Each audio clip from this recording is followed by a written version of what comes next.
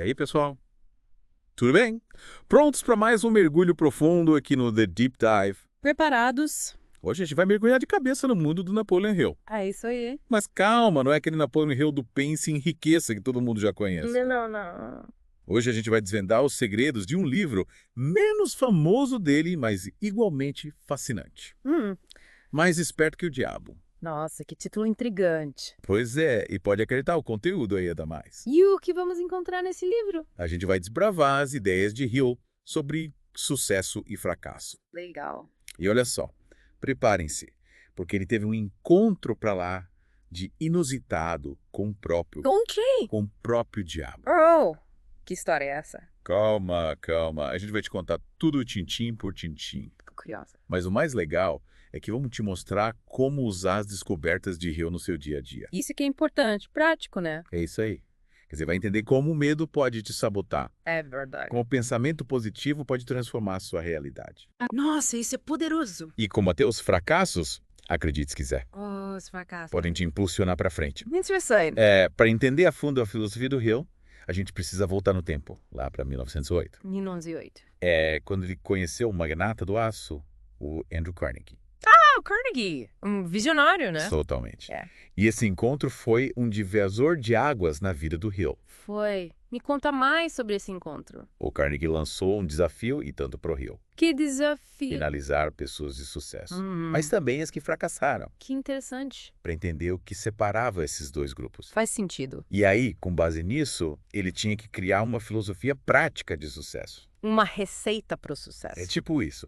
Algo que, na visão do Carnegie, faltava na educação tradicional. E qual era o objetivo final do Carnegie com essa pesquisa? Ele acreditava que existia uma força interior, A força interior. um outro eu, que era crucial para alcançar o sucesso. E ele queria que o Hill decodificasse essa força, sabe? Entendesse como ela funcionava e principalmente como ativá-la. Nossa, que responsabilidade, hein? E não é que o Hill topou o desafio, Caramba, ele se dedicou por 25 anos a essa pesquisa. 25 anos, é muito tempo. Imagina só. E não penso que foi fácil, não. Imagino que ele tenha enfrentado algumas dificuldades, né? Várias. Ele teve que lidar com perrengues financeiros. Normal, né? Vida de pesquisador. Para piorar, ele ainda carregava um medo paralisante, Medo de quê? resultado de uma experiência traumática do passado. Nossa, que... Teve momentos que ele pensou em desistir da missão. dá pra entender. Mas o que o motivou a continuar? A virada aconteceu durante uma simples caminhada. Uma caminhada. Do nada, ele teve uma epifania. Que legal. E o que ele percebeu? Ele entendeu que estava enfrentando a tal emergência que o Carnegie tinha falado. A emergência. Uma oportunidade única de encontrar o seu outro eu. Oh, uau, que incrível. E aí, com a coragem renovada e guiado por essa força interior, Que força. outro eu, ele foi para Filadélfia. Filadélfia. Pra quê? E adivinha? O que é? Conseguiu o dinheiro que precisava para publicar o seu trabalho. Que reviravolta. Mas e o diabo nessa história toda? Onde ele entra? Você tinha falado dele, né? Para entender a origem do medo que paralisava ele, principalmente durante a Grande Depressão. Entendi. O Hill resolveu entrevistar o próprio diabo. Vamos ver. Entre seu diabo. Mas ele era real ou era uma metáfora? Boa pergunta. O livro deixa essa dúvida no ar, sabe? Interessante. Mas o mais importante, independente da natureza do diabo, são os insights que a entrevista revelou. Verdade. E olha só o que o diabo confessou. O quê? Que ele controla 98% das pessoas através do medo e da alienação. 98%. É muita gente. E sabe o que mais? Ele diz que tem medo dos 2% restantes. Os 2%. Quem são eles? Aqueles que pensam por si mesmos e têm um propósito definido na vida. Nossa, que revelação. E aí você se pergunta, como ele controla as pessoas? Quais são as táticas dele? Ele usa várias, mas a principal é incutir medo. Medo de quê? Medo da pobreza, da crítica, da doença, da perda do amor, da velhice, da morte. São medos bem comuns, né? Pois é. E segundo ele, esses medos geram alienação. Aliança. As pessoas ficam mais suscetíveis ao controle dele. Vem aqui. E ele não para por aí. Ele se aproveita das nossas fraquezas também. Que bom. A gula, os excessos, para enfraquecer nossa força de vontade. Faz sentido? E nos manter nesse ciclo de alienação. Que perverso. Mas ele age sozinho ou tem cúmplices nessa missão? Acredite se quiser, ele tem cúmplice. Quero. Quem? Na entrevista, ele afirmou que escolas e igrejas, mesmo sem querer, podem acabar contribuindo para os planos dele. Escolas e igrejas, como assim? Ele argumentou que essas instituições, às vezes, podem sufocar o pensamento independente Entendi. e propagar crenças baseadas no medo. O que indiretamente acaba ajudando ele a manter as pessoas sob seu controle. Caramba, essa revelação é de chocar. Mas calma, nem tudo está perdido. Ufa, ainda bem. Se o diabo usa o medo para nos controlar, Sim. será que existe um antídoto para isso? Boa pergunta. Tem como escapar das garras dele? Tem. Claro que tem. E adivinha quem revelou a fórmula mágica? Quem? O próprio diabo. Não acredito. Ele revelou 7 princípios que nos ajudam a nos libertar das suas táticas 7 princípios. Que legal. e a alcançar a autodeterminação. Que maravilha. Mas isso é assunto para nossa próxima parte do mergulho. Então a gente volta já para descobrir esses 7 princípios. Isso aí. Fica ligado. Combinado. E aí, pessoal, de volta para a segunda parte do nosso mergulho em Mais Esperto que o Diabo. É isso aí. Na primeira parte, a gente viu como o Napoleon Hill se dedicou a entender os segredos do sucesso e do fracasso, né? Isso, que como ele teve aquele encontro inusitado com o diabo. É verdade. E como essa figura obscura revelou as suas táticas para controlar as pessoas. Uhum. Mas também, né, os 7 princípios para alcançar a autodeterminação. Exatamente. E é sobre esses 7 princípios que a gente vai se aprofundar agora, certo? Isso aí. Vamos começar pelo princípio que o diabo considera a sua maior ameaça. A definição de propósito. Ah, lembro que ele diz que as pessoas com propósito definido são as que ele mais teme. Mas por que isso é tão importante assim? Porque ter um propósito claro na vida, um objetivo definido, funciona como um escudo contra as influências negativas, sabe? É como se você fechasse a porta da sua mente para tudo aquilo que te impede de crescer e prosperar. E o mais interessante é que, segundo o Hill, essa definição de propósito se torna uma poderosa forma de oração. Oração? Que interessante. Não entendi essa relação entre propósito e oração. É que, quando você define seu propósito com clareza e coloca fé nesse objetivo, você coloca em movimento as forças do universo que conspiram para transformar os seus desejos em realidade. Mas é claro que não basta só querer, você precisa ter um plano e agir para que as coisas aconteçam. Entendi. Então define o propósito como traça a rota, mas a gente precisa dar o primeiro passo e seguir em frente, né? Exatamente. E para te ajudar a trilhar essa jornada com mais força e segurança, entra em cena o segundo princípio, o Mastermind. A força da colaboração, da união com pessoas que compartilham dos seus ideais e te impulsionam para frente. Ah, acho que esse princípio é fundamental, né? Afinal, ninguém constrói nada sozinho. É muito mais fácil alcançar nossos objetivos quando a gente tem pessoas que acreditam na gente e nos apoiam ao longo do caminho. Com certeza. E ter essa rede de apoio, essa troca de ideias e experiências, te fortalece e te ajuda a superar os obstáculos que inevitavelmente vão surgir. E por falar em obstáculos, o terceiro princípio é justamente sobre isso, né? Aprender com a diversidade, era isso? Isso mesmo. O diabo quer que a gente encare o fracasso como o fim da linha, sabe? Que a gente desanime e desista dos nossos sonhos. Mas a verdade é que cada derrota, cada obstáculo traz consigo a semente de uma nova oportunidade. É como se a vida estivesse te testando, te preparando para algo ainda maior. É como dizem por aí, o que não te mata, te fortalece. Mas você realmente acredita que a gente pode aprender com os fracassos?